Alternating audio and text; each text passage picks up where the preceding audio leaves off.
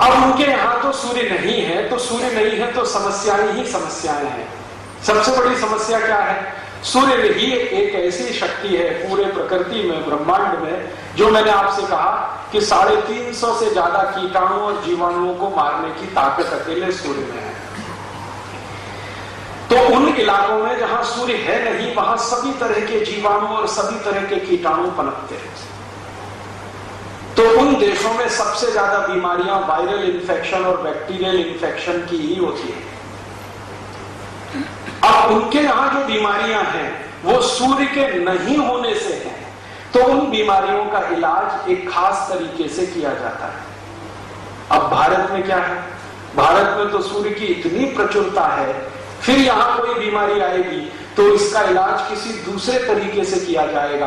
अगर हम उनकी नकल करके इलाज करने लगेंगे तो अपना ही नाश करेंगे, क्योंकि यहां जो डिसीज है, बीमारियां हैं, वो वायरल और बैक्टीरियल इतनी नहीं है, वो दूसरे किस्म की हैं। उनके यहां जो बीमारियां हैं वो वायरल और बैक्टीरियल किस्म की ज्यादा है। अब ये जो वायरल और बैक्टीरियल बीमारियां होती हैं, अगर इनको कंट्रोल ना करो तो ये बिल्कुल संक्रामक बीमारी की तरह से फैलती है। एक वायरस है, पैदा हो गया, अगर आपने उसको नियंत्रित नहीं किया तो वो पूरे इलाके में फैलेगा और सबको चपेट में लेगा। एक बैक्टीरिया है जो पैदा हुआ, अगर आपने उसको नियंत्रित नहीं किया तो पूरे इलाके को चपेट में लेगा। तो वहां की मजबूरी क्या है कि जैसे ही कोई बीमारी फैलती है तो सरकार सभी को मास वैक्सीनेशन शुरू करा देती है। मास वैक्सीनेशन माने सबको टीके लगाओ, किसी को मत छोड़ो। तो इसलिए यूरोप में क्या होता है, कोई भी छोटी सी बीमारी या महामारी आई तो सबको टीके लगाना अनिवार्य कर दिया जाता है। कारण क्या है कि वो एक वायरस और एक बैक्टीरिया जो मर सकता है सूर्य की तेज रोशनी में, है ही नहीं वहां पर, तो वो तो फैलने वाला है, बढ़ने वाला है, तो दवा देके ही उसको रोक पाएंगे। अब हम उनकी नकल करके भारत में भी यही शुरू कर देते हैं, मास वैक्सीनेशन। सबको हेपेटाइटिस बी के टीके लगाओ, हो या ना हो। सबको पोलियो का वैक्सीन देते जाओ, हो या ना हो। सबको ये वैक्सीन दे दो, सबको वो वैक्सीन दे दो। ये उनकी नकल करके हमने अपने देश में जो शुरू किया है, ये अपना ही सर्वनाश करने का काम हम कर रहे हैं। अब इसमें होता क्या है, एक तो फालतू खर्चा हम करते रहते हैं, दूसरा हमारी प्रकृति ने हमारे शरीर को क्षमता दे रखी है बीमारी से लड़ने की, और जो वैक्सीन या दवा हम लेते हैं वो हमारी उसी क्षमता को प्रभावित करती रहती है। तो अंतिम दुष्परिणाम ये होता है कि आपने जिन बीमारियों से बचने के लिए टीके लगवाए, थोड़े दिन के बाद ये बड़े पैमाने पर बीमारियां फैलने लगती हैं हमारे। फिर हम इतने परेशान हो जाते हैं, डॉक्टरों के आगे पीछे भागते हैं, डॉक्टरों के पास भी उसका कोई इलाज नहीं होता है, तो अंत में हजारों लाखों करोड़ रुपए खर्च होते हैं और हमारी आंखों के सामने तिल तिल करके लोग मरते हैं। हम असहाय होकर देखते हैं। गलती कहां होती है? यूरोप और अमेरिका में मास वैक्सीनेशन बहुत जरूरी है, क्योंकि सूर्य का प्रकाश नहीं है, एक छोटा भी कीटाणु या जीवाणु उनके यहां तबाह कर सकता है सबके स्वास्थ्य को। भारत में ऐसा नहीं है, इतना जबरदस्त सूर्य का प्रकाश है कि कोई जीवाणु कीटाणु 2 दिन भी जिंदा रह जाए तो उसके लिए बड़ी बात।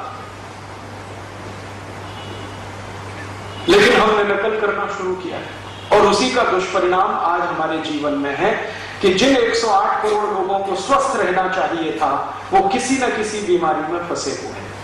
और भगवान न करे आने वाले समय में क्या होगा, हर 5 साल से छोटे बच्चे को हम पोलियो की वैक्सीनें पिला रहे हैं।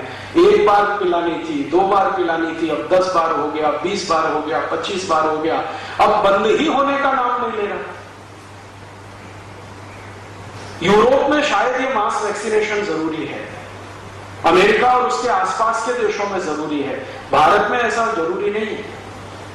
क्योंकि यहां तो जो बच्चे पैदा हो रहे हैं अपनी मां के गर्भ से, अगर मां स्वस्थ है तो उसको इस तरह की कोई चांस नहीं, लेकिन आप दे रहे हैं उसको वायरस, वैक्सीन के रूप में वही वायरस आप दे रहे हैं जो पोलियो पैदा करने के लिए जिम्मेदार है। बस इतना ही अंतर है कि वो मृत स्वरूप में है, लेकिन अंदर जाके कभी जीवित हुआ तो वही पोलियो कर देगा। और ऐसे में आपको हजारों केस दिखा सकता हूं इस देश में जिनको पोलियो वैक्सीन देने के बाद ही पोलियो हुआ है।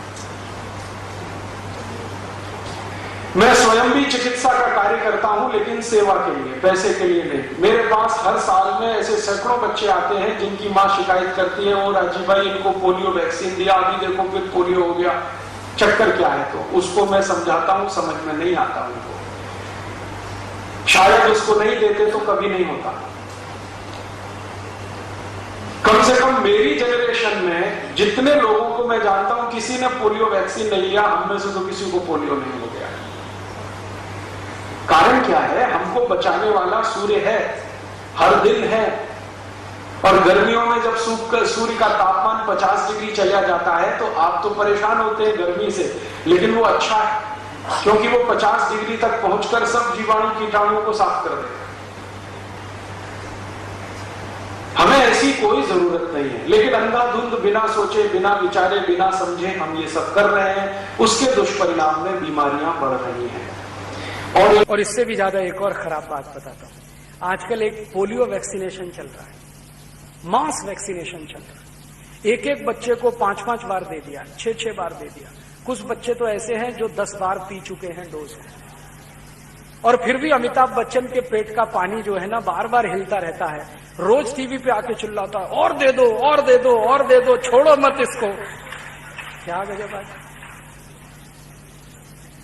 ये जो मास वैक्सीनेशन है ना, मैंने फिर आपसे कहा, ये उन देशों के लिए जरूरी है जहां सूर्य का प्रकाश नहीं है, तो वायरल ग्रोथ बहुत है, बैक्टीरियल ग्रोथ बहुत है। तो यूरोप में मास वैक्सीनेशन होता है पोलियो के लिए, लैटिन अमेरिका में भी कुछ देशों में होता है, भारत में जरूरत ही नहीं, क्योंकि यहां तो सूर्य का प्रकाश ही है जो सबसे बड़ी रक्षा करता है आपकी। अब पता है इसमें वैक्सीनेशन में करते क्या है? वो जिस वायरस से पोलियो होता है उसी को बच्चे के शरीर में डाल रहे हैं, सेम वायरस। भारत में होता नहीं तो यूरोप से मंगा रहे हैं। पोलियो के सभी डोजेस यूरोप से आ रहे हैं, भारत के बच्चों में वो वायरस इंट्रोड्यूस किया जा रहा है। तो उनका तर्क क्या है? वो लोहे को लोहा काटता है। वो पुराना जो तर्क है ना, केमिस्ट्री का है, पता नहीं फिजिक्स का कहां का है, लेकिन ये तर्क है कि जब हम वायरस इंट्रोड्यूस कर देंगे तो इसका एंटीवायरस डेवलप होगा शरीर में, और वो बाहर से आने वाले पोलियो के वायरस को मार डालेगा। और मैं कभी कभी पूछता हूं कि मान लो वो बाहर वाला नहीं आया तो? ये तो हम हाइपोथेसिस में बात कर रहे हैं ना कि बाहर से वायरस आएगा, बच्चे के शरीर में एंट्री करेगा तो एंटीवायरस जो उसकी कैपेसिटी है वो उसको मार डालेगी। लेकिन वो आया ही नहीं, एंट्री ही नहीं किया, तो क्या करेगा? ये जो अंदर वायरस पैदा हो गए ये क्या करेंगे फिर? ये शांति से बैठेंगे? क्योंकि वायरस कभी भी कहीं शांति से बैठता नहीं, जहां भी है, बॉडी में है या बॉडी के बाहर, खुरापात है उसकी चालू रहती है। तो बच्चे में आपने डाल दिया वायरस, अब बाहर से गया नहीं अंदर, अंदर वाले ने एंटीवायरस डेवलप किया, तो जरूर वो बच्चा बीमार पड़ेगा, उसको फिर कोई डॉक्टर नहीं बचा सकेगा। और वो इतना गंभीर बीमार पड़ेगा कि शायद उसके लिए हमारे पास कोई मेडिसिन भी नहीं होगी, क्योंकि वो मेडिसिन बनाने के लिए फिर वही वायरस लगेगा और वो हमारे पास होगा नहीं, तो हम मेडिसिन कहां से लाएंगे? तो हो सकता है कि आज जिन बच्चों का हमने मास वैक्सीनेशन किया, कल उनकी मास डेथ भी हो सकती है। फिर हम अपना सिर पीटेंगे, हाय हाय ये क्या हो गया। बिना अकल के जो नकल करे ना, ऐसे ही होता है।